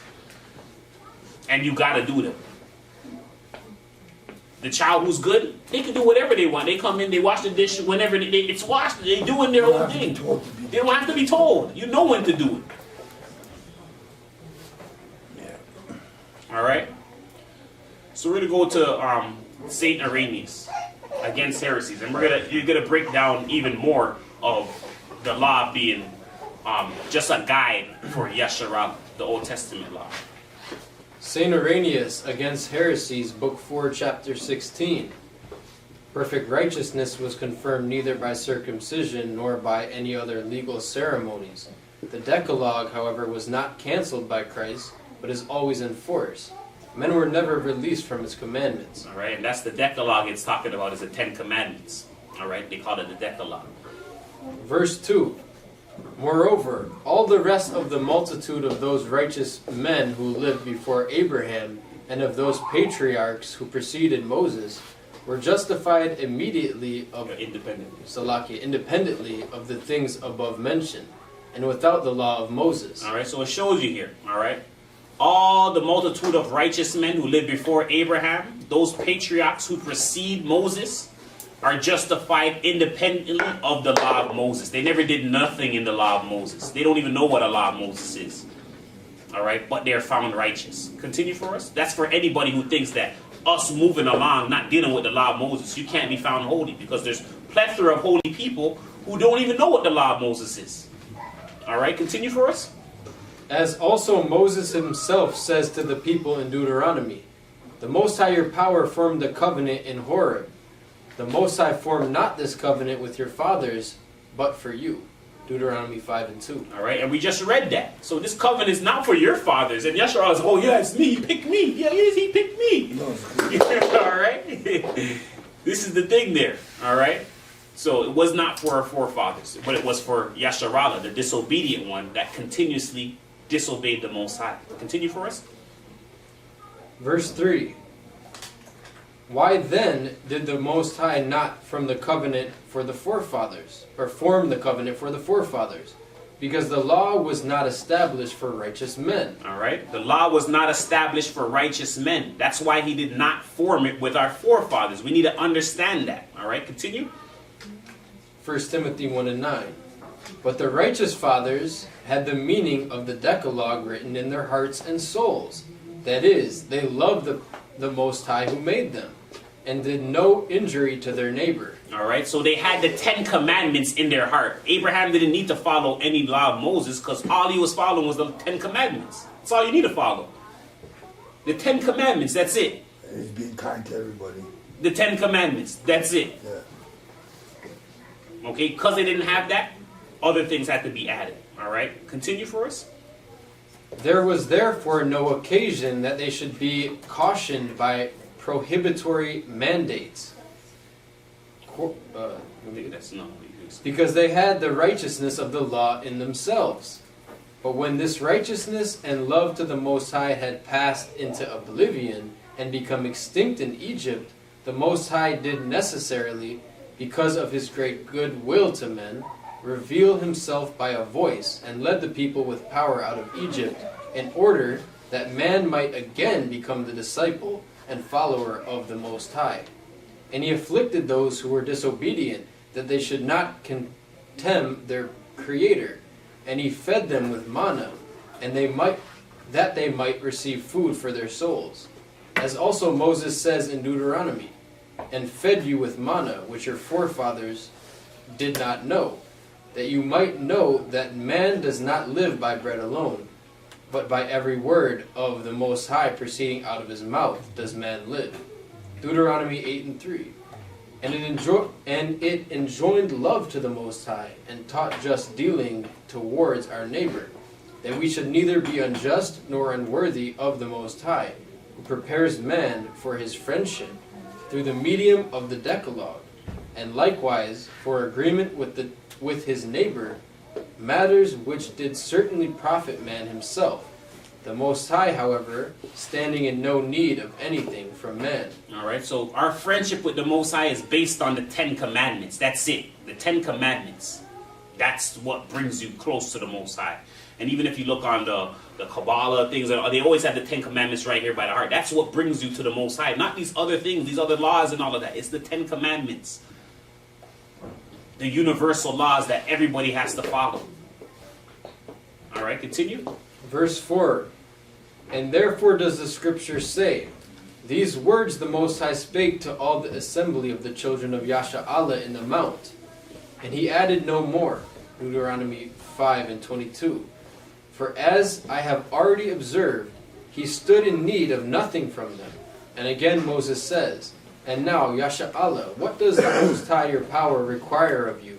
But to fear the Most High your power, to walk in all his ways, and to love him, and to serve the Most High your power with all your heart, and with all your soul. All right, so he's showing you, what does the Most High require of you? Do you think the Most High wants you to come to a feast day, to this, to that, all of that? He wants you to follow the 10 commandments. The 10 commandments just have to deal with your everyday dealings with people in the world.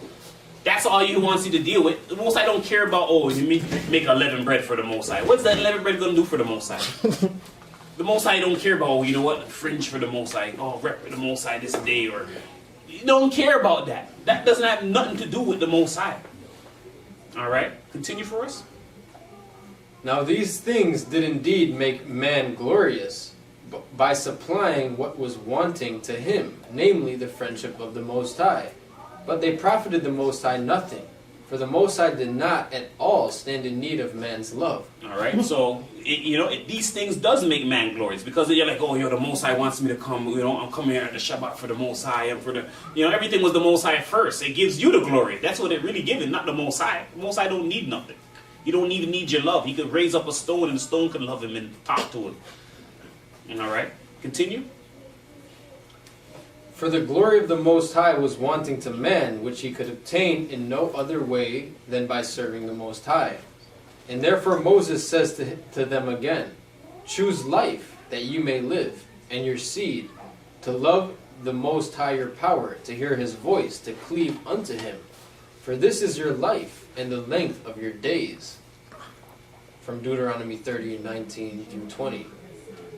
Preparing man for this life, the Most High himself did speak in his own person to all alike the words of the Decalogue. All right, so if you go into the Old Testament, when the Ten Commandments was given to us, the Most High spoke those out of his own words. So that was all he gave us. That was the only laws. And if we kept that, that would have been it. But we didn't. That's when Moses gave us the ordinances, the things that shadowed the law. They which are called might receive the promise of eternal inheritance. All right, so for this cause, Christ is the mediator of the new contract. By means of death, he died, and by that, redemption of the transgressions that were under the first contract is forgiven. All right, but only to they which might receive the promise of the eternal inheritance. Those who come to Christ. All right, they who are called might receive the promise of eternal inheritance. So that inheritance that we got through Jacob at that time, that was temporal inheritance. In the new covenant, we're getting the eternal inheritance, the eternal laws, the eternal things. All of those other ones was temporary things, temporary carnal things. So, like how blood was spilled with Moses to bind them in a contract, just like how Christ's blood was spilled to bind us into the new covenant. And in the old one, they had to do it all the time, and Christ only had to do it one time, because his is eternal. So his one bloodshedding is all you need for the whole thing. In the other one, it's temporal, so they always have to, okay, blood again, blood again, blood again. Now we can understand why the Most High, he was actually making them do this, because they weren't ready for the actual thing. So when we look at the scripture now, we can even be like, you know what, these things aren't injected in there. There's a reason why the Most High made them do these things. All right, they were doing that. The blood of the goats and sprinkling all of that, that was happening. Moses sprinkling it to seal the new covenant, that had to happen, because that was the carnal representation of what Christ would do. And that was needed for that time. And he was doing it under the guide of the Most High. So when the Most High commands it, that's a command, and that makes it okay. If he didn't command it, then that's not okay. But he commands it, and you're doing what God wants. So that makes it okay at that time. And they keep on making offenses, and they have to go and kill a helpless animal all the time. And it's like, look what you, because you keep disobeying me, look what you have to do. Sure. Yeah, man. Wow. All right. Continue for us, verse 16. For where a testament is, there must also of necessity be the death of the testator. For a testament is of force after men are dead. Otherwise it is of no strength at all while the testator liveth. Whereupon neither the first testament was dedicated without blood, for when Moses had spoken every precept to all the people according to the law, he took the blood of calves and of goats, with water and scarlet wool and hyssop, and sprinkled both the book and all the people, saying, This is the blood of the testament which the Most High hath enjoined unto you. Moreover, he sprinkled with blood both the tabernacle and all the vessels of the ministry. And almost all things are by the law purged with blood, and without shedding of blood is no remission. It was therefore necessary that the patterns of things in the heavens should be purified with these, but the heavenly things themselves with better sacrifices than these. All right, so he said the patterns of the things in heaven was purified with the carnal blood from the animals. But the heavenly things have to be purified by better sacrifices. So that's why the Most High allowed that stuff in the Old Testament. Also, to add, it says that the testament, all right, is not, let me go to it, verse 16. Where a testament is, there must also be the necessity of death of the testator. For the testament is of force after men are dead. So we can now know when the New Testament was implemented. That's why Christ did it the night before he died. That's when the New Testament would have been instituted. So after Christ dies, now that when we have to look to how the disciples operated. What were they doing? What feast day were they keeping? What this were they keeping? Because at that moment now, the old things was done. All right, but a lot of people after that moment don't really look at Christ and what the people were doing. All right, that's what we're going to be going to in the following weeks. All right, so we're going to go into Justin Martyr, the early church father there. And we're going to take a look, just a next extensive look at the law practices under the old laws done away with. Justin Martyr, the Apology, chapter 9. The law abrogated, the New Testament promised and given by the Most High. There will be no other power, O Trypho, nor was there from eternity any other existing. I thus addressed him. Quote, but he who made and disposed all this universe, nor do we think that there is one power for us, another for you, but that he alone is the power who led your fathers out from Egypt with a strong hand and an high arm. Nor have we trusted in any other, for there is no other, but in him who you also have trusted, the power of Abraham and of Isaac and of Jacob. But we do not trust through Moses or through the law, for then we would do the same as yourselves. All right, so this is the Christians at those times. The early Christians tell them, we do not trust through the Moses or through the law, because if we do, then we become like you Hebrews, all right? These Hebrews that are not dealing with Christ. Continue for us. But now, for I have read that there shall be a final law and a covenant that chiefest of all, which it is now incumbent on all men to observe, as many as are seeking after the inheritance of the Most High. For the law promulgated on Horeb is now old, and belongs to yourselves alone. But this is for all universally. All right, and that's what Hebrews love to go aside. Oh, this is not for you. This ain't for you. This is not for you. And they're right. The Most High, it was only for Yasharallah. Yeah, they didn't know they were sinning. He's like, yo, this is not going to go out to the four corners. Because they're supposed to go out to the big kingdom of priests and go out to the four corners of the earth and do all of that. But all they were doing was stuck in Jerusalem. Most High didn't move them nowhere. They didn't go anywhere on any mission. How come when Christ came, that's when they're going out to Gentiles there? That was what we were supposed to be doing for a long time. So they're really making a fool of themselves out there in all different ways. Wow. They left out, but not by choice. They had to do some of them. Yeah, Christ handpicked his disciples. All right. So this is the Most High. This is how the Most High is so deep. He's able to trick you like that. So what's it going to take to reach them to make them realize what they're doing? Christ. Christ, I know, yeah, Christ. But you don't want to hear about Christ. That's all. That's all they could have. They don't want to hear about all that. All right. So the old covenant was for Yasharallah alone. They didn't go out the land. They didn't go visit nobody. When you read about the thing, everything was in the land. The Most High is like, yo, these people can't go out and research, go out and here and there for me. Are you crazy? Yo, everything you guys do, Jerusalem. Every feast day, Jerusalem. I don't want none of the Gentiles seeing what you guys are doing. The Gentiles never seen how they did the feast days, none of that, because they're always in the land. They built up a wall in the land. The Most High is like, close off these people, please. Romans 11 and 8. All right, go to Romans 11 and 8. Romans 11, verse 8. According as it is written, the Most High hath given them the spirit of slumber, eyes that they should not see, and ears that they should not hear, unto this day. All right, unto this day. All right, the law is only, that Old Testament stuff's only for Yasharallah. And then we woke up and then we're coming to the Christians, oh, you're not keeping things? You're not keeping the feast of the, you know? We didn't understand these things. You're going to your parents, you're going all over the place to try bringing them back into the bad contract, which is what people do. Oh, come be a rapper, come be a thing, come be a... That's why it's not working. Because they're looking at it like, oh, you want to do this, or you want to do this all the time? And we're in a time where people's hearts warming up. So those things are like, what purpose does that have to do with God? All right, so read for us again for the law promulgated. For the law promulgated on Horeb is now old, and belongs to yourselves alone. But this is for all universally. Now law placed against law has abrogated that which is before it, and a covenant which comes after in like manner has put an end to the previous one. And an eternal and final law, namely, Christ has been given to us, and the covenant is trustworthy. All right. So, law placed against law abrogates it. All right. I have abrogation down there. Just jump to it real quick. The definition of abrogated. Abrogate, past tense, abrogated, past participle, abrogated, repeal or do away with, a law, right, or formal agreement. Quote, a proposal to abrogate temporarily the right to strike.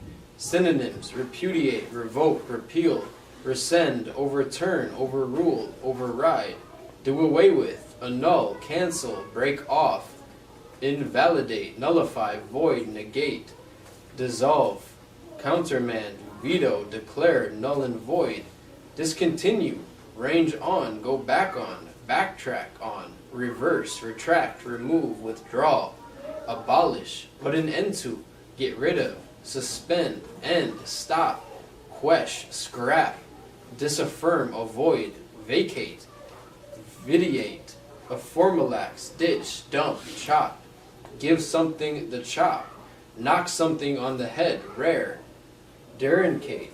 Quote, the government has formally abrogated the 1977 treaty. Antonyms, institute, introduce. Quote, we believe the board is abrogating its responsibilities to be shareholders. The origin is early 16th century from Latin abrogate, repealed, from the verb abrogare, from ab, away, from, plus regere, propose a law. All right. So away from proposed law. All right. Suspend, void, end, stop, squash, disaffirm, avoid, dump, ditch. This is what it means by the Old Covenant. All right. We are to dump that, ditch that, suspend, end, put a stop to all of that, dissolve. All right. When law placed against law, it dissolves the other one. It puts a stop to it. All right. So it stops here. This year, coming into this new year. All right. So continue where we left off there. Christ has been given to us, and the covenant is trustworthy, after which there shall be no law, no commandment, no ordinance. Have you not read this which Isaiah says? Hearken unto me, my people, and ye kings, give ear unto me. For a law shall go forth from me, and my judgment shall be for a light to the nations. My righteousness approaches swiftly, and my salvation shall go forth. And nations shall trust in mine arm. And by Jeremiah concerning the same new covenant, he thus speaks. Behold, the days come, saith the Most High, that I will make a new covenant with the house of Israel and with the house of Judah, not according to the covenant which I made with their fathers in the day that I took them by the hand to bring them out of the land of Egypt. If therefore the Most High proclaimed the new covenant, which was to be instituted, and this for a light of the nations, we see and are persuaded that men approach the Most High, leaving their idols and other unrighteousness, through the name of him who was crucified, Yeshua, the Christ, and abide by their confession even unto death, and maintain piety. Moreover, by the works and by the attendant miracles, it is possible for all to understand that he is the new law and the new covenant, and the expectation of those who out of every people wait for good things of the Most High. For the true spiritual Yasha'Allah and descendants of Judah, Jacob, Isaac, and Abraham, who in uncircumcision was approved of and blessed by the Most High on account of his faith, and called the father of many nations, are we who have been led to the Most High through this crucified Christ, as shall be demonstrated while we proceed. All right. So for the true spiritual Israel, descendants of Judah, Jacob, Isaac, Abraham, who didn't have circumcision. Those are the true Israelites. They didn't have circumcision. They had circumcision of the heart. All right? And those are our true forefathers that kept the true ways. All right? Continue to chapter 12 for us. Chapter 12, the Jews violate the eternal law and interpret ill that of Moses. Verse 2, also adduced another passage in which Isaiah exclaims, hear my words, and your soul shall live, and I will make an everlasting covenant with you, even the sure mercies of David. Behold, I have given him for a witness to the people. Nations which know not thee shall call on thee. Peoples who know not thee shall escape to thee, because of thy power, the Holy One of Yasha'Allah, for he has glorified thee. This same law you have despised, and his new holy covenant you have slighted. And now you neither receive it nor repent of your evil deeds. For your ears are closed, your eyes are blinded, and the heart is hardened. Jeremiah has cried, yet not even then do you listen. The lawgiver is present, yet you do not see him. To the poor the gospel is preached, the blind see, yet you do not understand. Ye have now need of a second circumcision, though you glory greatly in the flesh. The new law requires you to keep perpetual Sabbath, and you, because you are idle for one day, suppose you are pious, not discerning why this has been commanded you. And if you eat unleavened bread, you say the will of the Most High has been fulfilled. The Most High, our power, does not take pleasure in such observances. If there is any perjured person or thief among you, let him cease to do so. If any adulterer, let him repent. Then he has kept the sweet and true Sabbaths of the Most High. If anyone has impure hands, let him wash and be pure. All right. So it shows you. All right. The new covenant you have slighted. All right. They neither received it, the evil deeds. The lawgiver was present. They don't see him. People are getting their eyes given back, their sight given back to them, and Yasharallah still can't see. People are getting their eyesight back around them. Christ is giving eyesight back, and they can't even see in the scriptures. That's to show you how bad it is. Like the person here is giving sight back to the blind, and you're there and can't even see the scripture. Because they have no compassion, and you don't realize, oh, you're healing the guy on the Sabbath. You know what I mean? Man. This is how our people are. All right, you have now need of a second circumcision. All right, though you glory greatly in the flesh, because we're Hebrews in the flesh, forefathers, Jacob, Isaac. Yeah. We are the Hebrew Israelites. Yeah. All right, glory. Oh, this is not for you. This is not for you. It's for our people alone. The Most High knew they were going to do that. That's why they're out there. They don't know that yet. This is for you. This is for you alone, brother. That's why the parable of the Samaritan is saying only the Samaritan helped the guy. All you guys didn't help him. Your own person. Your own person. But the other person that helped. Our people is rotten, and we're going to understand that. Our people always been rotten. All right? We're going to go and really dissect our people as a nation. Because what the news and all of that even trying to do, they're trying to play a little pity party with Yasharallah. Like, oh, everything black on black crime, and, and people look at us badly, and why we look we're wicked. And we're going to go through the scripture to show you that the Most High adds, from the beginning of us, we've always been a wicked nation. Everything that we've been doing has been wicked. Even when we think we're dealing with righteousness, the Most High knew the whole time we're wicked. Everything, He never gave us nothing. All right? Black people. And that's why we have black people, all of that. The Most High is the one that told us you're not going to be known as this and you're called black people. You think it's them calling you black people? It's the Most High calling you black people. Saying they're dark. Dark people, okay? No light in them, not even dealing with Christ. And of course you're going to be called black people. They're not dealing with, they denied the sun. You're going to be labeled black people in the earth. And everybody in the earth going to know that you deny the sun, you're called black people. You know, it's funny, I'm just thinking what popped into my head is it's the Mormons, or they say the Most High cursed us, and that's why they turn black. Yeah. Yeah. We're just thinking of we're as black people. In the black, we're called black people now. But not how they have it, though. But yeah. All right. We're going to continue to verse 14. All right.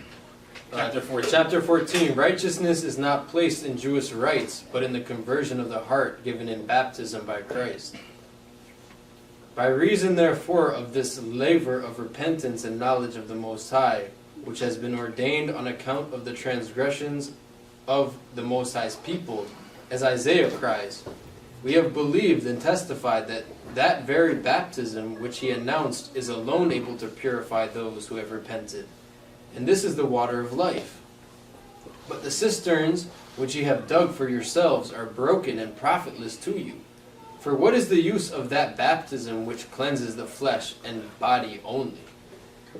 Baptism, Salakia, baptize the soul from wrath and from covetousness, from envy and from hatred, and lo, the body is pure. For this is the symbolic significance of unleavened bread, that you do not commit the old deeds of wicked leaven. But ye have understood all these things in a carnal sense, and you suppose it to be piety if you do such things, while your souls are filled with deceit, and in short, with every wickedness." All right, so we have a bunch of Hebrews out there that understand, oh yeah, Feast of Unleavened Bread, they're out there, and then they're going to be like, yeah, Feast of Unleavened Bread, and then 2 seconds later, they're cussing out and doing all of these other things. And like, yeah, the Most High is going to kill half of these jakes out here, and yo, death to the dead, and then they're cussing and their stuff, and right after you're saying you're dealing with the Most High.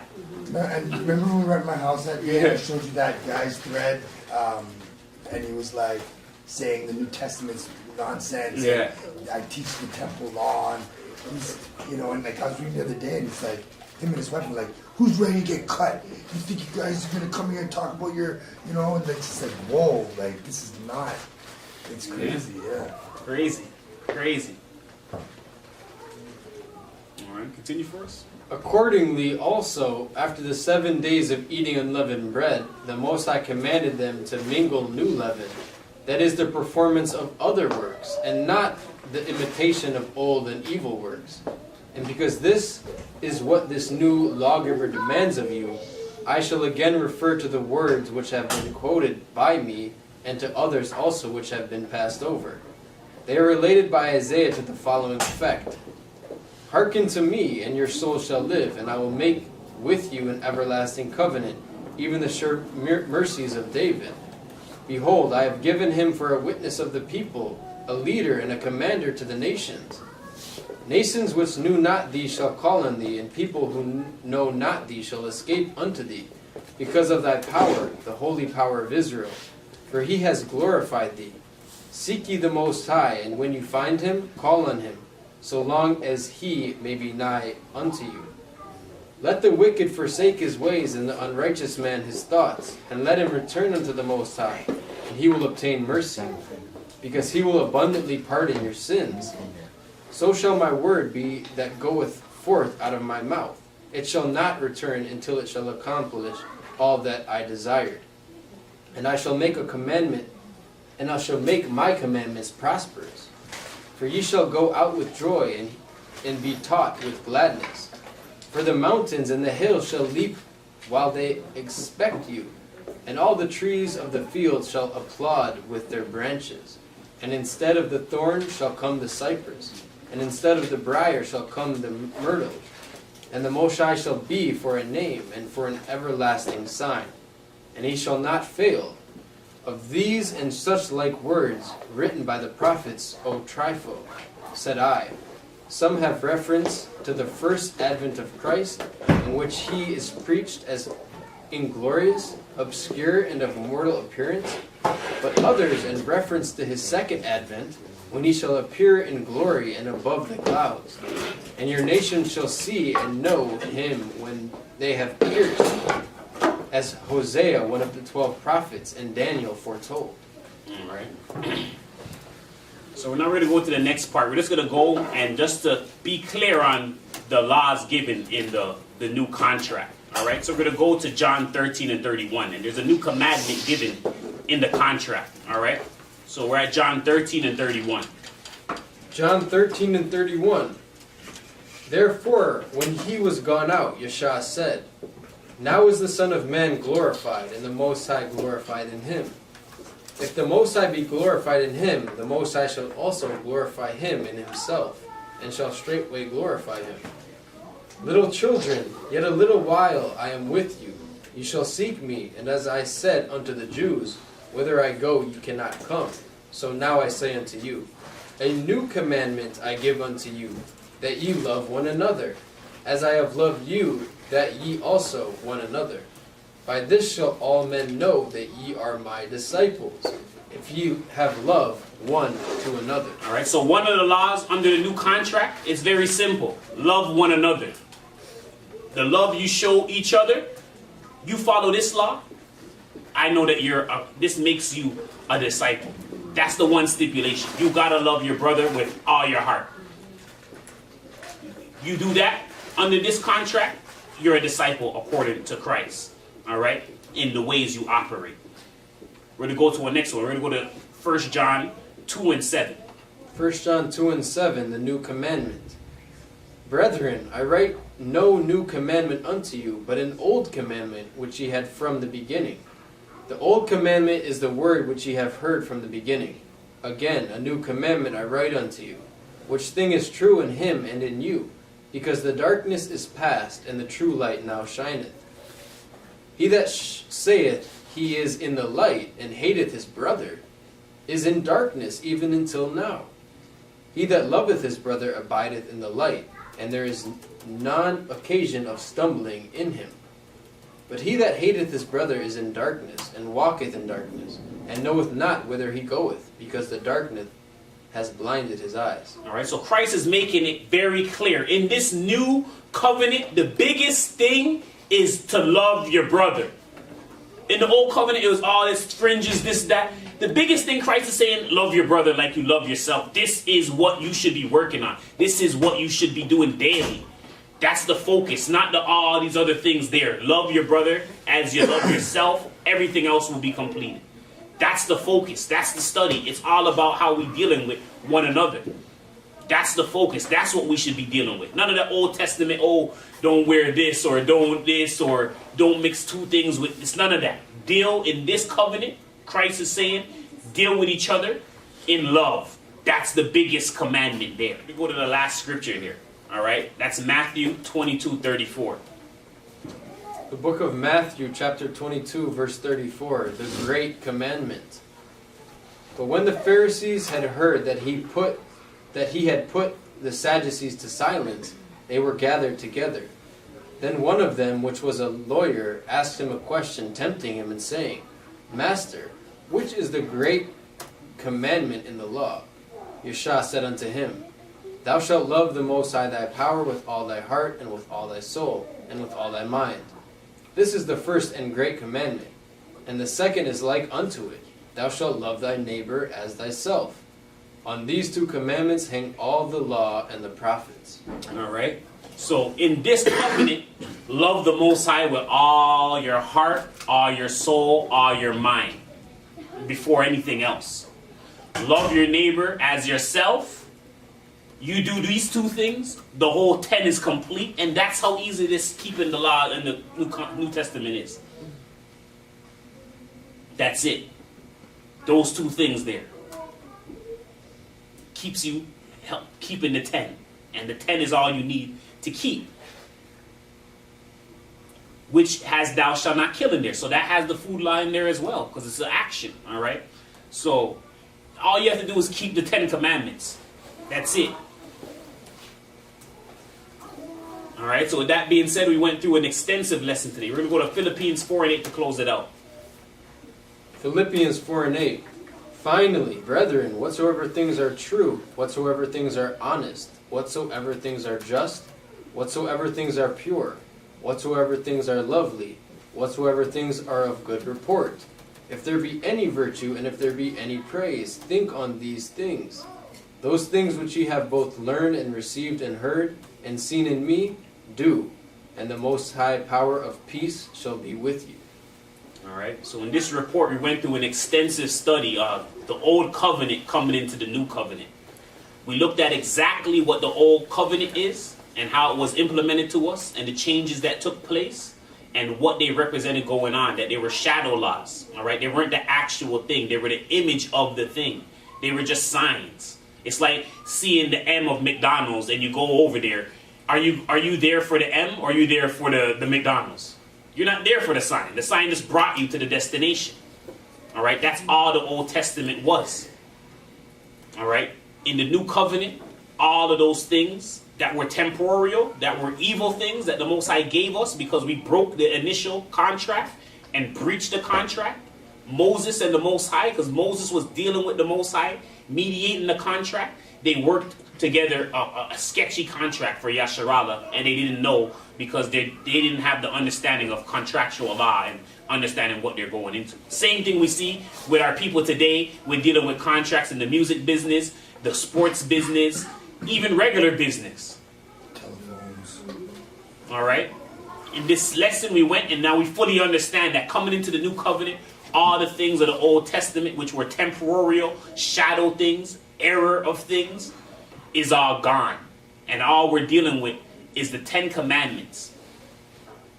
But moving forward there, them as a church incorporated new things. Feast days, this, all of these things we're going to be taking a look at and understanding going forward from here. This was just the layout of truly understanding what the new covenant is and all it entails. And moving forward from here, we'll be rolling out all the things that entail the new covenant and dealing with the new covenant from now on and moving far from the old covenant and understanding what it was there for, but no more dealing with it in the way we used to. All right, so with that being said, we want to say all praises be unto the Most High Almighty Ahaya. This is the SC Community Church of Christ. My name is Brother Shamar. My name is Brother Jackson. And enjoy the rest of your Shabbat. Kwam Yasharallah. Kwam Yasharallah.